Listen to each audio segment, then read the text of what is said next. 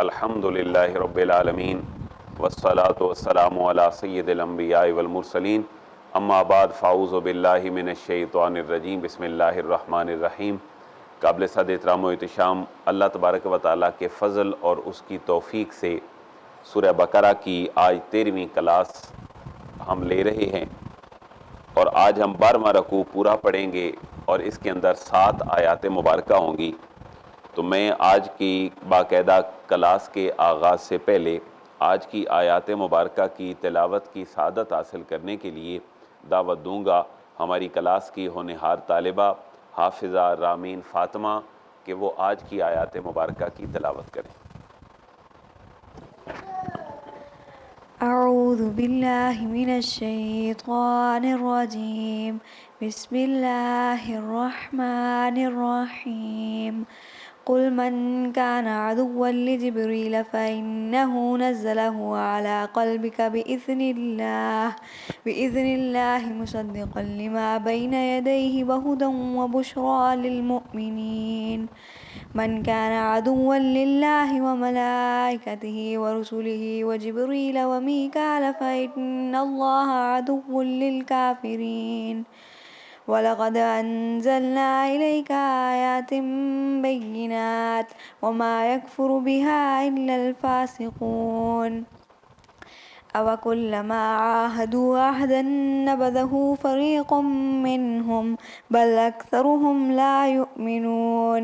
وَلَمَّا جَاءَهُمْ رَسُولٌ مِّنْ عِندِ اللَّهِ مُصَدِّقٌ لِّمَا مَعَهُمْ نبذ فريق من الذين أوتوا كتاب الله وراء ظهورهم كأنهم لا يعلمون. واتبعوا ما تتلو الشياطين على ملك سليمان وما كفر سليمان ولكن الشياطين كفروا يعلمون الناس السحر وما أنزل على الملكين ببابل هاروت وماروت وما يعلمان من أحد حتى يقولا إنما نحن فتنة فلا تكفر فيتعلمون منهما ما يفرقون به بين المرء وزوجه وما هم بضارين به من أحد إلا بإذن الله ويتعلمون ما يضرهم ولا ينفعهم ولقد علموا لمن اشتراه ما له في الآخرة من خلاق ولبئس ما شروا به أنفسهم لو كانوا يعلمون. ولو أنهم آمنوا واتقوا لمثوبة من عند الله خير لو كانوا يعلمون. صدق الله العظيم. جزاک اللہ۔ الحمدللہ آج کا جو پورا رکوع ہم پڑھیں گے، اس پورے رکوع کے اندر ہمارے مضامین کا سلسلہ وہی چل رہا ہے جو ہم نے ابتدا میں دیکھا تھا کہ اللہ رب العزت نے پوری کی پوری سورہ بقرہ اہل کتاب کی عادات و اطوار اور انبیاء کے ساتھ ان کا جو رویہ ہے اس کو بیان کرتے ہوئے امت مسلمہ کی رہنمائی فرمائی ہے۔ آج کی آیات مبارکہ میں خصوصی طور پر 2-3 جو ایک افکار تھے بنی اسرائیل کے، ان کی مذمت کی گئی ہے اور ان کو اپنے عقائد اصلاح کرنے کی جو ہے وہ ہدایات دی گئی ہیں۔ اور جہاں یہ بنی اسرائیل کے عقائد کی اصلاح کا پیغام ہے، وہاں امت محمدیہ کے لیے بھی اصلاح کا پیغام ہے۔ سب سے پہلے تو یہ بات ذہن نشین فرما لیں کہ جو خود ساختہ تصورات ہیں وہ عمومی طور پر انسان کو برباد کر دیتے ہیں۔ تو انہی خود ساختہ تصورات میں سے اہل کتاب میں سے یہودیوں کا ایک مائنڈ سیٹ یہ بھی تھا کہ جتنے اللہ کے فرشتے ہیں ان میں سے جبریل ہمارا دشمن ہے اور باقی جو فرشتے ہیں ان کے ساتھ ہم محبت کرتے ہیں۔ اور جبریل کے ساتھ دشمنی کی وجہ یہ ہے کہ جبریل اللہ رب العزت کے بہت سارے جو عذاب ہیں وہ ہمارے اوپر اس نے نازل کیے ہیں، اس لیے ہم جبریل کے ساتھ اپنا تعلق قائم نہیں کرتے۔ اللہ رب العزت نے یہاں پر ان کے اس عقیدے کو اور ان کی اس فکر کو باطل قرار دیتے ہوئے فرمایا کہ جبریل تو اللہ کے پیغام کو انبیاء تک پہنچانے کا امین ہے، اور صرف اس نے نبی آخر الزمان صلی اللہ تعالیٰ علیہ وآلہ وسلم آپ کے اوپر یہ اللہ کا پیغام نہیں پہنچایا، بلکہ ان سے پہلے جتنے انبیاء آئے جن کو تم اون کرتے ہو، جن کے اندر حضرت موسیٰ علیہ السلام ہیں، حضرت عیسیٰ علیہ السلام ہیں، جناب ابراہیم خلیل اللہ ہیں، وہ تو ان کی طرف بھی پیغام لے کر آتے تھے، اور ان کے قلوب کے اوپر اللہ کا جو پیغام اور ریویلیشن تھی اور جو ڈیوائن آرڈر تھا اس کو پہنچاتے تھے۔ اور پھر اگلی بات یہ کی کہ اگر تم جبریل کو اپنا دشمن سمجھتے ہو اور میکائیل کو اور باقی فرشتوں کو تم اچھا سمجھتے ہو، تو یہ بات بھی کو ٹھیک نہیں کہ اللہ کے پیغامات میں سے اور احکامات میں سے جس کو چاہا ٹھیک سمجھ لیا، جس کو چاہا غلط سمجھ لیا۔ جو ایک کا دشمن ہے وہ سب کا دشمن ہے، اور جو ایک کا دوست ہے وہ سب کا دوست ہے۔ تو یہ آج کی ابتدائی 2 آیات مبارکہ کا مفہوم ہے، اور اللہ معاف فرمائے آج امت مسلمہ بھی اسی روش کے اوپر گامزن ہے کہ کچھ اللہ کی بتائی ہوئی چیزیں جو آسان ہیں ان کو ہم اپنے سینے سے لگائے بیٹھے ہیں، اور جو احکامات ہماری عملی زندگی میں ہونے چاہیے تھے، جیسے ہماری شادیاں، ہمارے جملہ نظام ہائے حیات، ہماری معاشرت، ہماری سیاست، ہماری معیشت، وہ ہم سمجھتے ہیں کہ وہ ہم عالمی دنیا کے ساتھ چلیں گے تاکہ ہمارے معاملات بہتر چلتے رہیں۔ تو یہ جو 2 رنگی ہے اس کو چھوڑنے کا حکم دیا گیا ہے۔ اللہ اپنے حبیب مکرم سے 97 نمبر آیت مبارکہ کی اس رکوع کی اس پہلی آیت میں فرما رہا ہے، محبوب کل تم انہیں فرما دو اے حبیب مکرم، من جو موصولہ ہے،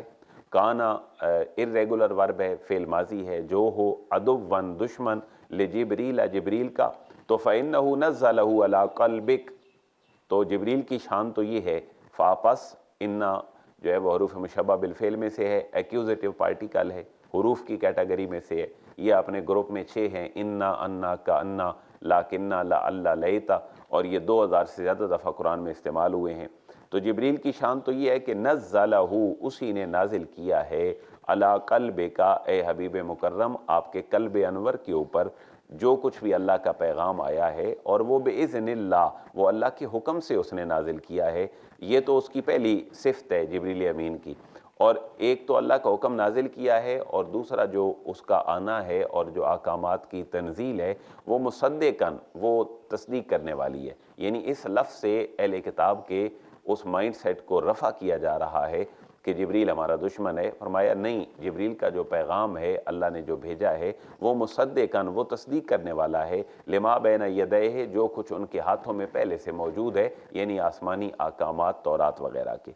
اور یہ 2 سٹیٹس ہو گئے جبریل کے، وہدن، اور جبریل کا آنا تو سراپا ہدایت ہے، ان کو تو رب نے بھیجا ہے، وبشریٰ للمؤمنین، اور اے اہل کتاب یہودیو، اگر تم حقیقی معنوں میں مومن ہو تو پھر جبریل تو تمہارے لیے خوشخبری ہے، ہر اہل ایمان کے لیے بھی اور تمہارے لیے بھی، لہٰذا جبریل امین کو اپنا دشمن نہ سمجھو۔ پھر آگے اوورال ایک بات کر دی گئی کہ ایسا نہیں ہو سکتا کہ کچھ فرشتے جو ہیں ان کو تم اپنا دشمن سمجھو اور کچھ فرشتوں کو دوست سمجھ لو۔ من کان عدوا للہ، من جو موصولہ ہے،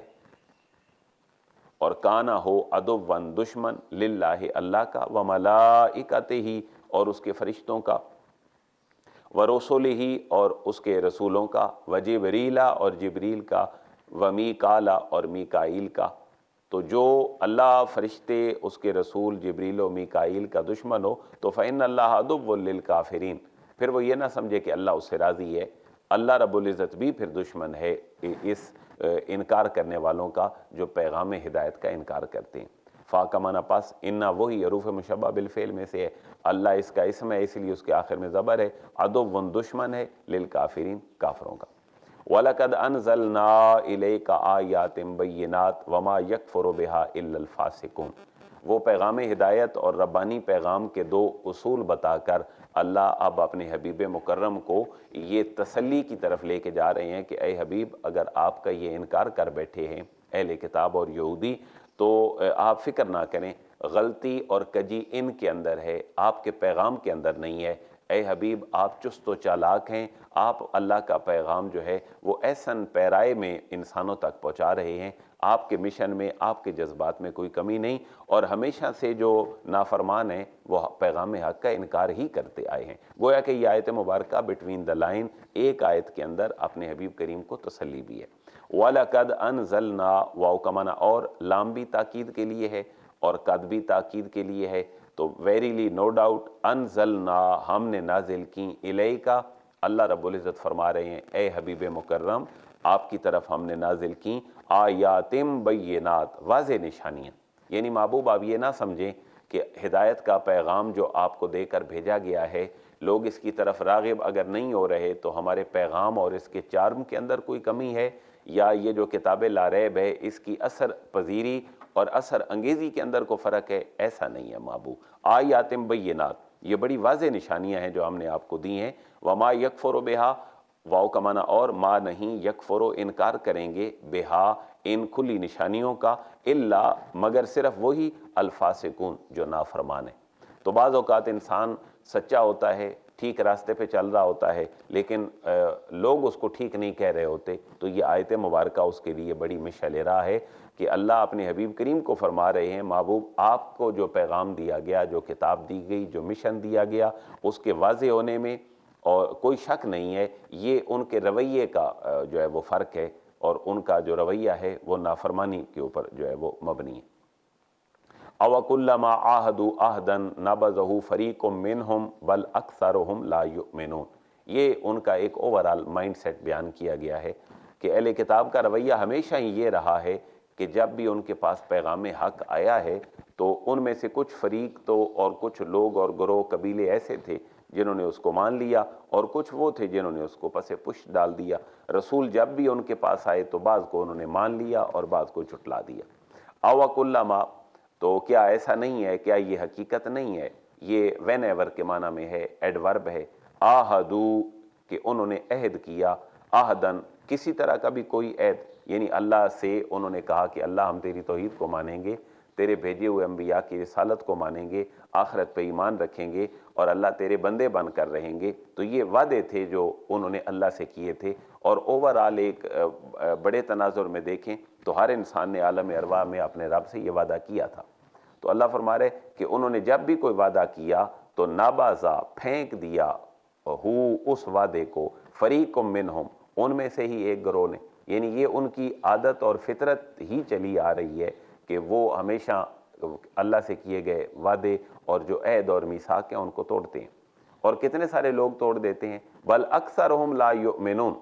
ان میں سے بہت زیادہ تعداد تو ان کی ہے جو ایمان لاتے ہی نہیں ہیں۔ یہ بھی آج کے دور میں سمجھنے والی بات ہے کہ اہل کتاب میں سے بھی اکثر کو اللہ فرما رہا ہے کہ ایمان نہیں لاتے۔ آج 7.5 ارب کی انسانی دنیا میں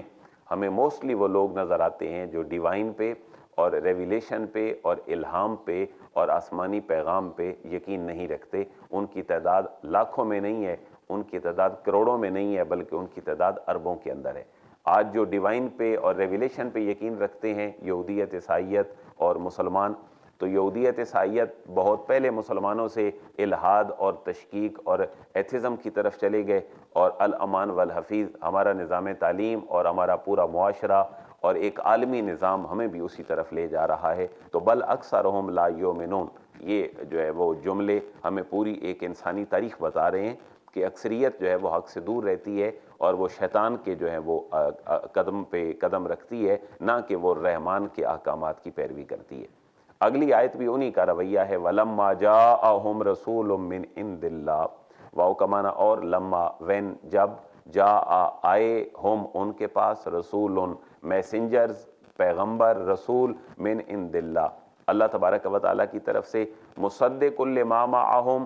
جو ان کے ہاں موجود تھے احکامات ان کی وہ تصدیق کرنے والے بھی تھے۔ ایسا نہیں کہ نبی پیغمبر آئے تو انہوں نے ایک کراس لگا دیا کہ اب آج کے بعد انسانیت 100% بدل جائے گی، نہیں، انہوں نے کچھ احکامات کی تصدیق بھی کی کہ یہ ٹھیک ہے جو شرف انسانی کے مطابق تھے۔ لیکن اہل کتاب کا رویہ پھر بھی یہ رہا کہ نبذ فریق من الذین اوتوا الکتاب، نبذ پھینک دیا، فریق ایک گروہ نے، من الذین ان لوگوں میں سے اوتوا الکتاب جن کو کتاب عطا کی گئی تھی، تو کتاب کو ماننے والے بھی جو ہے ان کو انہوں نے پس پشت ڈال دیا۔ کتاب اللہ وراء ظہورہم، اور وہ جو کتاب اللہ کی تھی اس کو انہوں نے جو ہے وہ پس پشت ڈال دیا۔ وراء بیہائنڈ، یہ بھی جو ہے وہ ایڈورب اور ظروف میں سے ہے، ہماری جتنی جہتیں ہیں فرنٹ پہ، بیک پہ اور رائٹ اور لیفٹ پہ اور اوپر نیچے، یہ سارا جو ہے یہ ایڈورب کے کیٹیگری میں آتے ہیں۔ وراء پیچھے، ظہور ظاہر کی جمع ہے جس کا معنی ہے پشت، ہم اپنی، انہوں نے اللہ کی جو کتاب ہے اس کو اپنی پشتوں کے پیچھے پھینک دیا۔ اس کا مطلب یہ نہیں کہ انہوں نے کوئی کتاب اٹھائی اور پشت کے پیچھے رکھ دیا، بلکہ اس کا مطلب یہ ہے کہ اس کے احکامات کی طرف انہوں نے توجہ نہیں دی، اور گویا کہ ایسے ہی کتاب کے ساتھ رویہ اپنایا جیسے انسان اس کو دیکھ ہی نہ رہا ہو اور پشت کے پیچھے پڑی ہو۔ لیکن اہل محبت کا وتیرہ چلا آ رہا ہے کہ قرآن مجید ہو یا آقا دو جہاں کی احادیث مبارکہ یا سیرت یا کوئی بھی معتبر کتاب ہو، تو ہم ظاہری طور پر بھی اس کو پشت کی جانب نہیں رکھتے اور اس کی طرف پشت نہیں کرتے، کیونکہ یہ اس کا ایک ادب کا تقاضا ہے۔ کأنہم لا یعلمون، اہل کتاب نے تو گویا کتابوں کے ساتھ رویہ یہ اپنایا کہ وہ ان کو جانتے ہی نہیں ہیں، سرے سے ہی ان کا انکار کر دیا۔ تو یہ 101 نمبر آیت مبارکہ تک ان کے چھوٹے چھوٹے جو رویے تھے ان کی اصلاح کر دی گئی۔ اب ایک اور رویہ جو تھوڑی سی طویل آیت مبارکہ پہ مشتمل ہے وہ ان کی اصلاح کی جا رہی ہے، اور ایک حقیقت کو واضح کیا جا رہا ہے۔ پہلے اس حقیقت کو آپ سمجھ لیں، اس کے بعد میں اس آیت مبارکہ کے ایک ایک لفظ کا ترجمہ کرتا ہوں۔ آقا دو جہاں نے اعلان نبوت مکہ میں فرمایا، مکہ سے مدینہ تشریف لائے۔ مدینے میں اہل کتاب یعنی یہودی اور عیسائی پہلے موجود تھے، کچھ منافقین بھی پیدا ہو گئے اسی دوران مسلمانوں میں۔ تو یہاں جو اہل کتاب تھے مدینے کے پہلے قدیم باسی تھے، وہ حضرت سلیمان علیہ السلام کو اللہ کا نبی نہیں بلکہ جادوگر سمجھتے تھے۔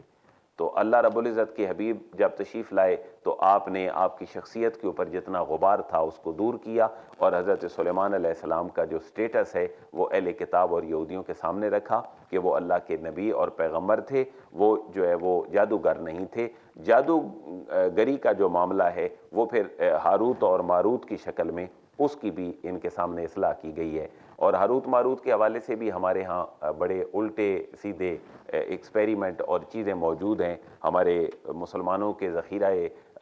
حدیث اور تاریخ میں اس کے اوپر ہی بات کرتا ہوں، لیکن پہلے فیض کو ہم مکمل کر لیں۔ وَاتَّبَعُوا واو کا معنی اور اتبعوا، انہوں نے اتباع کی، ما تتلو الشیاطین، ما جو تتلو پڑھتے تھے، الشیاطین شیاطین، علی ملک سلیمان، حضرت سلیمان علیہ السلام کی بادشاہت میں، آپ کی حکومت میں اور آپ کے دور میں شیطان جس کی پیروی کرتے تھے، ان اہل کتاب نے ان کی پیروی کی، ان شیطانوں کی، نہ کہ حضرت سلیمان علیہ السلام کی۔ یعنی حضرت سلیمان علیہ السلام ٹھیک تھے۔ وما کفر سلیمان، واو کا معنی اور، ما نہیں، کفر کفر کیا، سلیمان جناب سلیمان علیہ السلام نے، ولکن شیاطین کفروا، واو کا معنی اور، لاکن حروف مشبہ بالفعل میں سے ہے،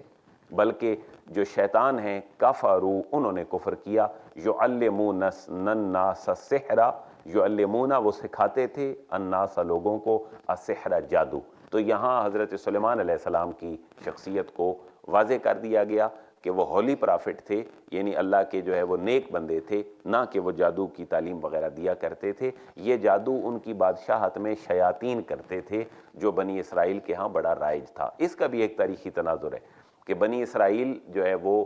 ایک زمانے میں بخت نصر نے جب فتح کیا فلسطین کو اور بڑے مظالم ڈھائے، اس وقت یہ بنی اسرائیل کو قید کر کے لے گیا بابل۔ وہاں جا کر انہوں نے غلامی کی زندگی بسر کی کافی سالوں تک، وہاں بھی جا کر انہوں نے بابل سے جو ہے ان کی قدیم تہذیبوں سے جادو کی تعلیم سیکھی، اور پھر اس کو ہی انہوں نے اپنا مشغلہ بنا لیا، کیونکہ اہل کتاب اور یہودی جو ہیں ان کی سرشت میں ہی جو ہے وہ اس طرح کی باتیں رکھی ہیں جو بڑی نیچ قسم کی باتیں ہیں۔ تو یہی باتیں وہ حضرت سلیمان علیہ السلام پہ بھی کرتے کہ حضرت سلیمان علیہ السلام تو جادوگر تھے، یہ مسلمانوں کی کتاب تو انہیں نبی بتلا رہی ہے۔ اور پھر وہ دلیل بناتے تھے ہاروت اور ماروت کو کہ ہاروت ماروت کو اللہ نے بھیجا تھا، تو وہ ہمیں جادو سکھاتے تھے، تو اس کا مطلب ہے کہ اللہ بھی معاذ اللہ جادو سکھاتا ہے، اس کے نبی بھی جادو سکھاتے ہیں، اور ہمیں مسلمانوں تم منع کرتے ہو۔ تو یہاں پہلے سن لیں کہ ہاروت ماروت تھے کیا۔ ہاروت ماروت کے بارے میں بڑی افسانوی کردار ہماری کتابوں میں ملتے ہیں، لیکن 2 جمع 2 4 بات یہ ہے کہ ہاروت ماروت اللہ کے فرشتے ہیں، اور وہ نوری مخلوق ہیں جس طرح کے عام کوئی فرشتے ہوتے ہیں۔ اللہ نے ان کو نازل صرف اس لیے کیا تھا کہ یہ بنی اسرائیل کو جا کر بتائیں کہ جادو اور معجزہ جو ہے وہ الگ الگ ہوتا ہے۔ ایسا نہیں ہوتا کہ جو جادو ہے وہی نبی لے کر آتا ہوتا ہے۔ تو وہ ڈیفائن کرتے تھے کہ یہ چیز جو ہے وہ جادو ہے اور یہ چیز جو ہے یہ معجزہ ہے۔ جادو شیاطین کرتے ہیں اور معجزہ اللہ کے نیک بندے، اللہ کے نبی سے جو ہے وہ سرزد ہوتا ہے اور رونما ہوتا ہے۔ تو وہ اب ان سے نیگیٹو چیزیں خود لے کے ان کو لوگوں کے اوپر کرتے تھے، میاں بیوی کے درمیان تفریق کر دیتے تھے۔ اب ہاروت ماروت کے اوپر بھی کچھ لوگ اعتراض کرتے ہیں جو بڑے مطلب ایک لبرل قسم کے لوگ ہیں کہ ہاروت ماروت بھی تو پھر جادو سکھاتے تھے۔ تو اس کو ایک مثال سے سمجھیں کہ ہاروت ماروت جادو سکھاتے نہیں تھے، بتلاتے یہ تھے کہ یہ عمل تمہارا جادو ہے اور یہ عمل تمہیں فائدہ نہیں دے گا بلکہ اللہ اس سے ناراض ہوگا۔ جیسے مثال ہے کہ ایک زہر ہے اور زہر سے انسان کو پتہ ہے کہ اس نے مر جانا ہے، ایک انسان کو نہیں پتا کہ اس نے اس سے مر جانا ہے، اور اس کو اگر کوئی بتا دے کہ یہ زہر ہے اور اس کو کھانا نہیں ہے ورنہ آپ مر جائیں گے، اور پھر وہ اس کو کھا لیتا ہے، تو بلیم اسی کو دے دیا جائے کہ اس نے بتایا تھا کہ یہ زہر ہے اور یہ کھانے سے انسان مر جاتا ہے تو یہ مر گیا ہے تو قصور بتانے والے کا ہے۔ تو ایسا نہیں ہوتا،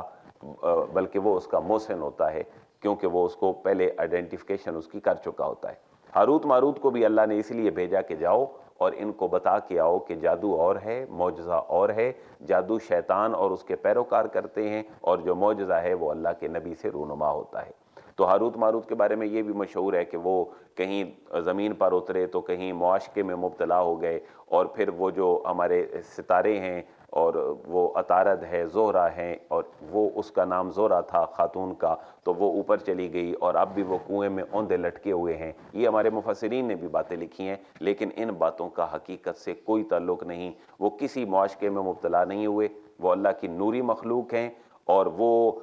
کھانے پینے سے اور ان دنیاوی عوارض سے بالکل مبرہ ہیں۔ جو ایک کسی فرشتے کی صفت ہوتی ہے لطیف جسم کی، وہی ہاروت ماروت کی بھی صفت تھی، اور وہ ان کو بلیم نہیں کیا جا سکتا کیونکہ اللہ نے ان کو بنی اسرائیل کے بھلے کے لیے بھیجا تھا، لیکن انہوں نے بھلے کے بجائے اپنا نقصان ڈھونڈا۔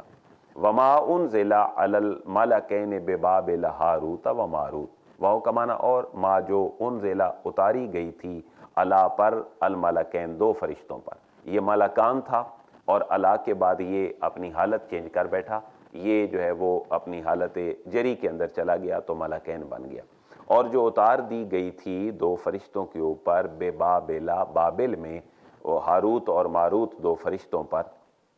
وما يعلمان من احد حتى يقولا انما نحن فتنة فلا تکفر، وہ کہتے کیا تھے؟ وما يعلمان، واو کا معنی اور، ما نہیں، ما نافیہ ہے،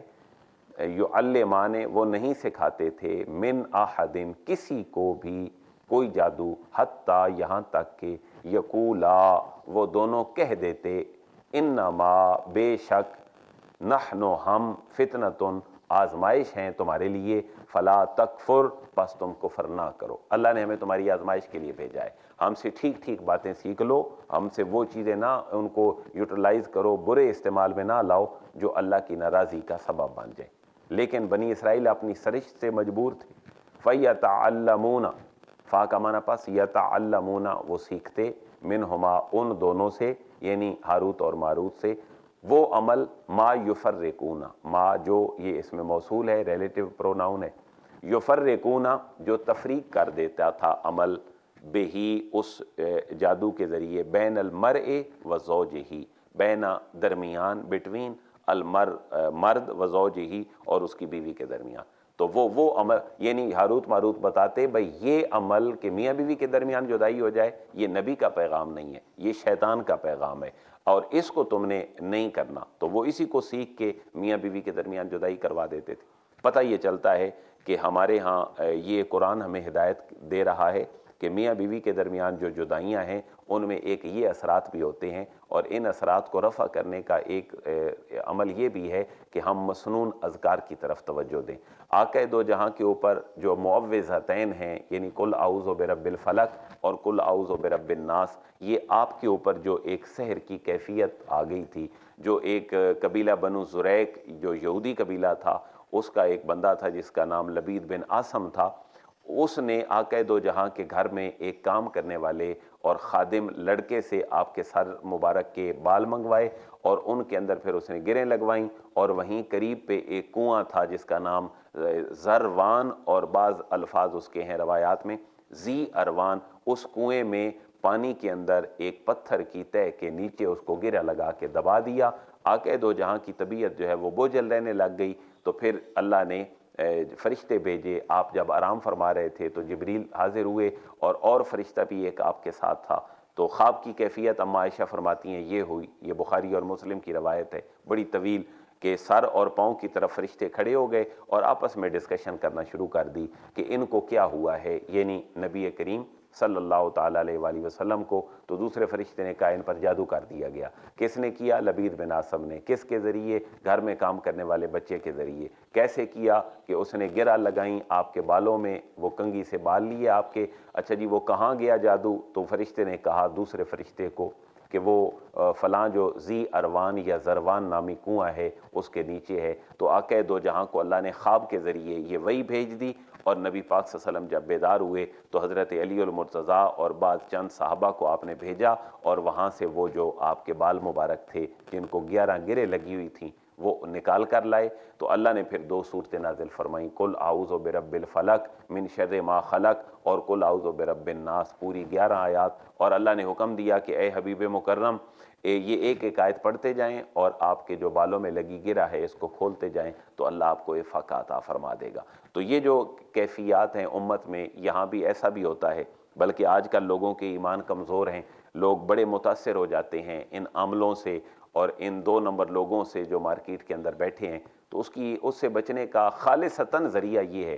کہ ہم خود لوگوں کو تنگ نہ کریں، کسی کا دل نہ دکھائیں کہ کوئی بری سرشت اور عادت والا بندہ جو ہے وہ ہمارے اوپر ہی کوئی برا عمل کرے تو ہمیں انسانیت کو تنگ نہیں کرنا چاہیے. تو میرے خیال ہے ہم محفوظ رہیں گے. اللہ کی پناہ میں آنے کی دعائیں ہمیں مانگنی چاہیے، خصوصیت کے ساتھ قل اعوذ برب الفلق اور قل اعوذ برب الناس. ان کے اندر جادو لوگ کرتے کیوں ہیں؟ کہ حسد میں آ جاتے ہیں اور منافقت ان کے اندر آ جاتی ہے، کچھ شیطانی چیزیں ہوتی ہیں، کچھ انسان جو ہے وہ شیطان کے روپ میں آ جاتے ہیں. تو بڑے پیارے انداز میں قل اعوذ برب الناس میں اللہ نے وہ ساری چیزیں گنوائی ہیں. قل اعوذ برب الناس ملک الناس الہ الناس من شر الوسواس الخناس الذی یوسوس فی صدور الناس من الجنۃ والناس. اور پیچھے آئیں قل اعوذ برب الفلق میں تو ومن شر حاسد اذا حسد. تو حسد، بغض، نفاق، دین سے دوری، یہ چیزیں انسان کو یہ عمل کروانے پہ مجبور کرتی ہیں. لیکن ہم بچ کیسے سکتے ہیں؟ ہم اللہ کے اور اس کے رسول کے بتائے ہوئے طریقے کو اپنے گھروں میں اپنائیں. آج کل لوگ گھروں میں عموماً پاکی ناپاکی کا خیال نہیں رکھتے. واش روم لوگوں کے بالکل گھروں کے اندر بن گئے، اٹیچڈ واش روم کا رواج آ گیا. تو اس واش روم کے اندر جانے کے لیے بھی آقا دو جہاں نے ہمیں دعا سکھائی ہے کہ جب بھی تم جانے لگو تو اللہم انی اعوذ بک من الخبث والخبائث پڑھ لو، جب باہر آؤ تو غفرانک پڑھ لو، اور بھی اسی طرح کی مصنون دعائیں ہیں. تو ان کا ہم عمل نہیں کرتے، اپنے گھروں کے اندر چیزوں کو مینج نہیں کرتے. آقا دو جہاں نے ایک بڑی پیاری بات فرمائی، ہمارے گھر کی ساری مشکلات جو ہیں وہ حل ہو سکتی ہیں. آپ نے فرمایا کہ جس گھر میں سورہ بقرہ پڑھی جائے وہاں سے شیطان نکل جاتا ہے. تو اگر گھر میں کوئی بیماری آ جائے، کوئی پریشانی آ جائے، تو بجائے اس کے کہ ہم لوگوں پہ انحصار کریں اور باہر جائیں اور سڑک پہ کوئی گوشت کے شاپر وغیرہ لے کے ان کو ہوا میں اڑا دیں کچھ چیل کووں کے لیے، تو وہ بھی صدقہ ہے، جانور کھا جائیں گے. لیکن بہترین طریقہ یہ ہے کہ ہم اللہ رسول کے ساتھ اپنا تعلق جو ہے اس کو مضبوط کر لیں. تو آقا دو جہاں نے جو جن 7 چیزوں سے منع فرمایا اور جن 7 چیزوں کو گناہ کبیرہ کہا ہے، یہ بھی بخاری اور مسلم کی حدیث مبارکہ ہیں کہ ان میں سے ایک تو ہے کہ اللہ کے ساتھ کسی کو شریک ٹھہرانا گناہ کبیرہ ہے، والدین کی نافرمانی گناہ کبیرہ ہے، اور جادو کے عمل میں مبتلا ہونا اور کسی مسلمان کو تکلیف دینا یہ بھی گناہ کبیرہ ہے. تو یہ ہوتا کب ہے؟ جب کرنے والا انسانی روپ سے بہت آگے شیطانی روپ کے اندر چلا جاتا ہے. اس کے پھر مختلف طریقے ہوتے ہیں، لیکن معاشرہ جو ان عملوں سے بھرا ہوا ہے ان کا حقیقت سے کوئی تعلق نہیں. صدقہ ضرور کرنا چاہیے، اور صدقے کی بھی مختلف شکلیں ہیں. کسی انسان کو کھلا دیا جائے، کسی ضرورت مند کی جو ہے وہ مدد کر دی جائے، اسی طرح باقی کو خیر کے کام کر لیے جائیں، بہتری کی طرف آیا جائے تو اللہ ہمیں ان چیزوں سے محفوظ جو ہے وہ فرما سکتا ہے. اور اللہ کی قدرت ہی بڑی قدرت ہے، اس کے علاوہ کوئی کائنات کی ہستی نہیں جو ہمیں ان چیزوں سے بچا سکے. تو بٹوین دا لائن میں نے یہ چند باتیں عرض کر دیں. تو گھروں کے درمیان بھی اگر لڑائی جھگڑا ہو، میاں بیوی میں، خاندانوں میں، تو اس میں بھی اللہ کی ذات پہ بھروسہ ہو، قرآن کی تعلیمات کی طرف توجہ ہو، صلہ رحمی کی طرف توجہ ہو تو مسائل حل ہو سکتے ہیں. وما ہم بضارین بہ من احد. اللہ رب العزت جو ہاروت اور ماروت کی ایک اور حضرت سلیمان علیہ السلام کے بارے میں جو ایک نقطہ نظر ڈیولپ ہو چکا تھا اہل کتاب اور یہودیوں کا، اللہ اس کو دور فرما رہا ہے کہ اے بنی اسرائیل، آپ ذرا غور کرو اور اے حبیب آپ ان کو بتلا دیجئے وما ہم بدعارین، وہ جو فرشتے تھے وہ تو معصوم ہیں، واؤ کا معنی اور، ما نہیں، ہم وہ، بدعارین نقصان پہنچانے والے، اس میں فاعل کا صیغہ ہے، وہ نقصان پہنچانے والے نہیں تھے اور نہ ہی ہیں، بہی اس سے، من احد کسی کو بھی، وہ جو عمل اللہ کی طرف سے لے کر آئے تھے آزمائش والا، وہ اسے کسی کو نقصان پہنچانے والے نہیں تھے، من احد بتلا رہا ہے کہ کسی کو بھی نقصان پہنچانے والے نہیں تھے۔ ایسا نہیں تھا کہ اہل کتاب کو تو نقصان پہنچا دیتے اور جو نبیوں کے پیروکار تھے ان کو نہ پہنچاتے، نہیں، کیونکہ نقصان اور نفع جو ہے وہ اللہ کے اختیار میں ہے، وہ کسی انسان یا فرشتے کے اختیار میں نہیں۔ یہ توحید کا بڑا واضح تصور ہے جو اللہ اہل کتاب کی شکل میں اپنے حبیب مکرم کے توسط سے ہمارے سامنے رکھ رہا ہے۔ وما ہم بدعارین، اور وہ نہیں تھے نقصان پہنچانے والے، بہی اس عمل سے جو اللہ نے ان کو آزمائش کے لیے دے کر بھیجا تھا، من احد کسی ایک کو بھی، یہاں پر جو ہے وہ کامن ناؤن بیان کیا گیا ہے، کسی ایک کو بھی وہ نقصان نہیں پہنچا سکتے۔ تو یہ کتنی بڑی بات ہے ہمارے ایمان کی پختگی کے لیے کہ کوئی چیز کسی کو نقصان نہیں پہنچا سکتی جب تک کہ اللہ کی مرضی شامل حال نہ ہو، اور ہم اپنے اللہ سے اپنا تعلق مضبوط کر لیں، ہم پاک رہا کریں، باوضو رہا کریں، قرآن کی تلاوت کو شب و روز میں اپنے داخل کر لیں، ہم کسی کو نقصان نہ پہنچائیں، صدقہ خیرات کا اہتمام کریں، اپنی نیت، ذہن، فکر جو ہے اس کو ٹھیک رکھیں، تو میرا خیال ہے کوئی چیز جو ہے وہ ہمیں نقصان نہیں پہنچا سکتی، الا باذن اللہ۔ یہ ہے توحید کا اصل تصور۔ ہاں، جو ہوتا ہے دنیا میں وہ اللہ کے اذن سے ہوتا ہے، اور پھر جو ہے وہ اللہ چاہتا ہے تو پھر ہوتا ہے، اور اللہ کے چاہنے میں پھر دو صورتیں ہو سکتی ہیں، بعض اوقات اللہ راضی بھی ہوتا ہے جو کام ہو رہے ہوتے ہیں، اور بعض اوقات اللہ راضی نہیں ہوتا تب بھی دنیا کے کام ہو رہے ہوتے ہیں، تو ایک اللہ کی رضا ہے اور ایک اللہ کی مشیت ہے۔ تو دنیا میں مسلمان کٹ مر رہے ہیں، آج کے دور میں کرونا میں ہزاروں لاکھوں لوگ مر رہے ہیں، تو ہم اس کو اللہ کی رضا نہیں کہہ سکتے، یہ اللہ کی مشیت ہے، اللہ اس میں راضی شاید نہ ہو، کیونکہ ساری انسانیت جو ہے وہ اللہ کے مد مخالف اپنا ایک پورا عالمی نظام قائم کر چکی ہے کہ وہ یہ سمجھتی ہے کہ اللہ کے بتائے ہوئے حلال طریقوں میں معیشت مضبوط نہیں ہوتی، بلکہ انٹرسٹ بیسڈ ہی اکانومی ہو تو ہی ہماری معیشت کی جو بنیادیں اور پلر ہیں وہ مضبوط ہوتے ہیں۔ تو یہ وہ چیزیں ہیں جو ہم اللہ سے لڑائی لے بیٹھے ہیں۔ اپنے دیگر تمام نظاموں میں ہم نے اقتدار اعلیٰ، سوورینٹی، اپنی سیاست، اپنی پولیٹکس میں وہ منافقت انوالو کر لی ہے، کیا پاکستان، کیا پوری دنیا کا عالمی نظام، کہ ہم اللہ کی ذات کے اوپر اعتماد کو چھوڑ بیٹھے ہیں۔ تو جب تک اللہ کی ذات پہ اعتماد نہیں ہوگا، حالات کبھی بھی ٹھیک نہیں ہوں گی۔ وَيَتَعَلَّمُونَ، اور وہ سیکھتے، مَا يَضُرُّهُمْ، جو نقصان دے گا انہیں، وَلَا يَنْفَعُهُمْ، اور نہ نفع دے گا انہیں۔ تو دونوں چیزوں کی جو ہے وہ نفی کر دی، نہ تو وہ نفع دے سکتے ہیں نہ وہ نقصان دے سکتے ہیں، نفع نقصان کی مالک اللہ کی ذات ہے۔ وَلَقَدْ عَلِمُوا لَمَنِ اشْتَرَاهُ مَا لَهُ فِي الْآخِرَةِ مِنْ خَلَاقٍ، واو کا معنی اور، لام تاکید کے لیے ہے، قد بھی تاکید کے لیے ہے، دونوں نے سٹریس کر دیا کلام میں، اور ویریلی، نو ڈاؤٹ، کوئی شک نہیں، علموا، انہیں یہ احساس ہے، لمن اشتراہ، کہ جس نے خریدا ہے اس کو، ما لہو فی الآخرۃ من خلاق، ما نہیں لہو اس کے لیے، فی الآخرۃ آخرت میں، من خلاق پھر کوئی حصہ، جو دنیا میں پھر اللہ سے لڑ کے کچھ لے لیتا ہے پھر آخرت میں اس کے لیے کوئی حصہ نہیں ہوتا۔ آج کوئی کسی کو شوٹ کر دے گولی کے ذریعے، آج کوئی کسی کے مال کے اوپر قبضہ کر لے، کسی کے پلاٹ کے اوپر قبضہ کر لے، اور اپنے جو ہے وہ معاشرتی دھوم دھام کی وجہ سے اور پاور کی وجہ سے اگر وہ کسی کو نقصان پہنچا دے تو اللہ واضح طور پر اعلان فرما رہا ہے پھر آخرت میں اس کا کوئی حصہ نہیں ہے۔ وَلَبِئْسَ مَا شَرَوْا بِهِ أَنفُسَهُمْ، اور یہ تو خود کو بیچ دینا ہوتا ہے کہ بندہ اپنی ہدایت اور اللہ کی رضا بیچ دیتا ہے اور اس کے بدلے میں بری چیزیں جو ہیں اللہ کی نافرمانی لے لیتا ہے۔ تو اللہ فرما رہا ہے کاش کہ انسان اس بات کو سمجھتا، اور خصوصاً اہل کتاب اس بات کو سمجھتے۔ واو کا معنی اور، لام تاکید کے لیے ہے، یقیناً، بے سا برا ہے، ما جسے شرو بیچا ہے، بہی بدلے اس کے، انفسہم اپنا آپ، یعنی ظرف انسانیت اور شرف انسانیت ہی انہوں نے بیچ دیا ہے انسانوں میں تفریق کرا کے۔ لو کانوا یعلمون، لو کاش، کانوا یعلمون، کاش وہ اس چیز کو جانتے کہ وہ گھاٹے کا سودا کر چکے ہیں۔